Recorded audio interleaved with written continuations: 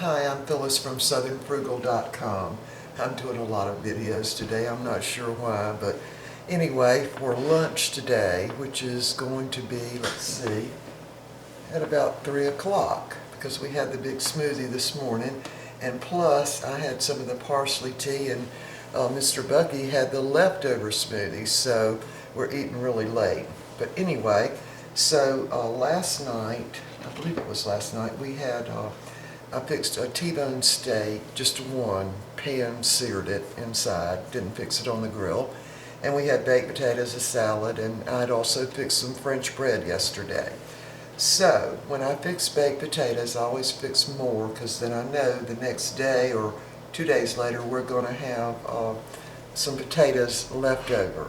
Alright, so a word of caution about baked potatoes. When you make a baked potato, and you have some left over, and say you had it wrapped in tin foil, always take it out of the tin foil before you put it in the refrigerator or anything, because you can actually get botulism from baked potatoes that have been sitting around for a while.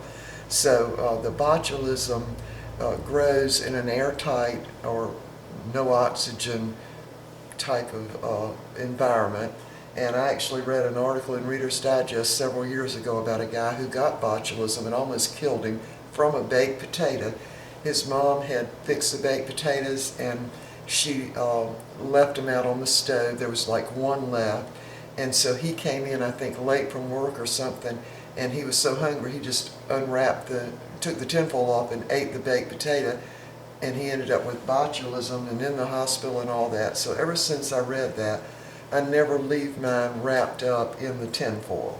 So anyway, to make a long story short on that, so I fixed 5 potatoes, knowing that, you know, we'd have leftovers and I could fix something else with them.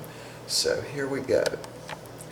Alright, so we had red cabbage, I don't know, a few days ago. Oh, sorry, I hope I didn't break anything. I didn't.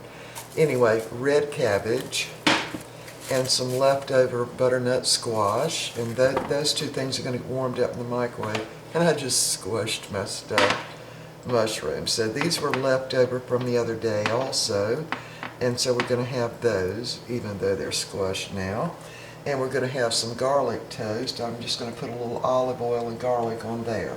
But let me get back to the potatoes. So I put about a little over a teaspoon of bacon grease in this little Pyrex dish, and I've cut up some spring onions. That's 3 spring onions.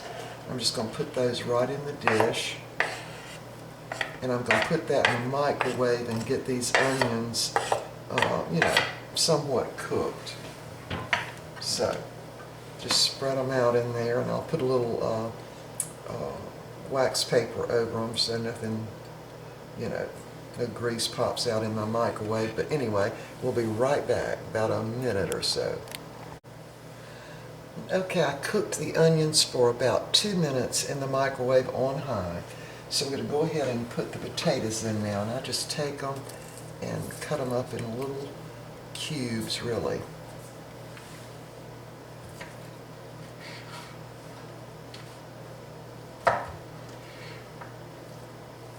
Just drop them in.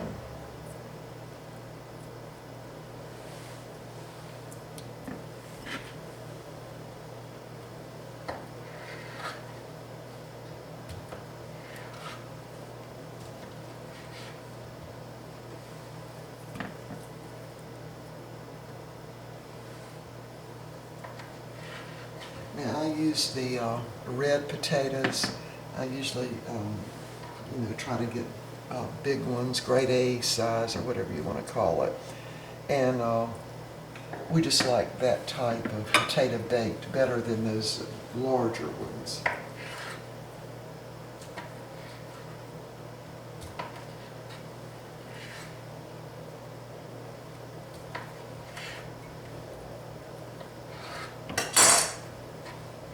Alright, so there are our potatoes, and I've got my oven heating, it's at 350 degrees. So I'm going to put the potatoes and the mushrooms in together. In the oven, of course, to heat up. And I'm going to go ahead and put a little salt on the potatoes.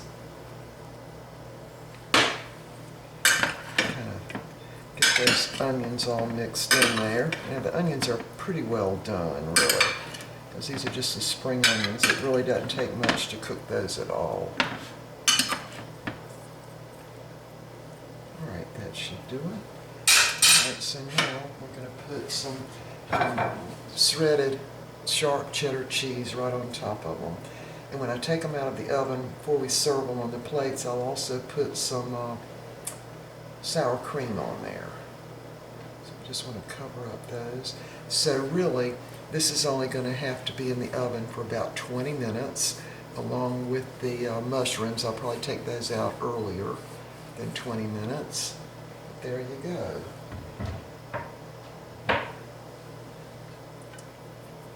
Alright, so I'm going to go ahead and put those right in the oven.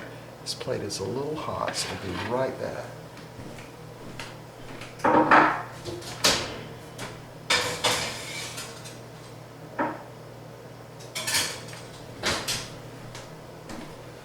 Alright, so we're also going to have some garlic toast, and by the way, these two things will go in the microwave. That's the red cabbage and the butternut squash. Now, neither of these two things have any seasoning on them, because this is what I have found out over the years.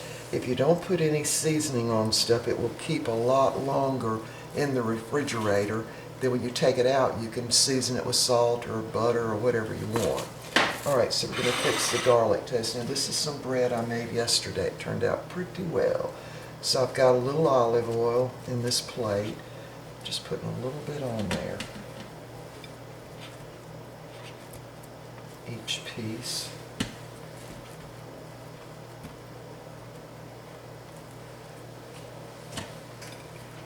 I love garlic toast, and so does Mr. Bucky. So anytime I serve garlic toast, you know, he really likes it, and so do I. Alright, so we've got the olive oil on there now. I'm just going to sprinkle it with garlic powder. It's not garlic salt, but garlic powder. Generous amount on there. And this is going to go in the toaster oven.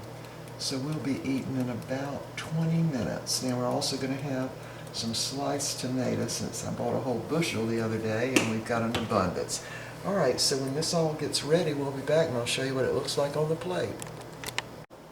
Okay, we are ready to eat, and got the potatoes all done. Now this all took place in about 20 minutes. So garlic toast, leftover butternut squash, leftover red or purple cabbage, and leftover baked potatoes with spring onions and cheddar cheese, and of course sour cream.